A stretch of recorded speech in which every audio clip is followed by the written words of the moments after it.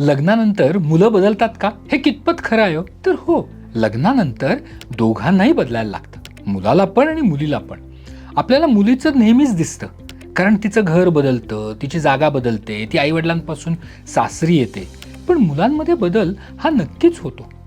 पूर्वी तो मुलगा जो आहे तो नेहमी त्याच्या आईवडिलांबरोबर असायचा, त्यांच्याशी चर्चा करायचा, त्याचा जो फावला वेळ आहे तो घरच्यांबरोबर असायचा. पण आता जेव्हा ती नवीन नवरी घरात आलेली आहे म्हणल्यावरती त्या मुलाला तिला पण वेळ द्यायला लागतो. आणि हा जेव्हा आपण वेळ देतोय तेव्हा घरच्यांना वाटतं की अरे हा बदलला, आता बायको आली म्हणजे हा ताटाखालचं मांजर झाला, बायकोचंच सगळं ऐकतो, आमचं ऐकत नाही. तर असं खरं घडत नाही. पण नक्कीच नवीन ती जी मुलगी आली आहे तिला जर का त्या घरामध्ये सामावून घ्यायचं असेल तर तिच्याकडे आपल्याला जास्त लक्ष द्यायलाच पाहिजे ना. आता बघा ना, आपल्या घरात साधे पाहुणे आले तरीही आपण त्यांच्यासाठी वेगळे ताटवाट्या काढतो, कपबशा काढतो, म्हणजे त्यांच्याकडे आपण लक्ष देतो ना. तेच रोजच्या ह्याच्यामध्ये आपण काही वेगळ्या ताटवाट्या काढत नाही.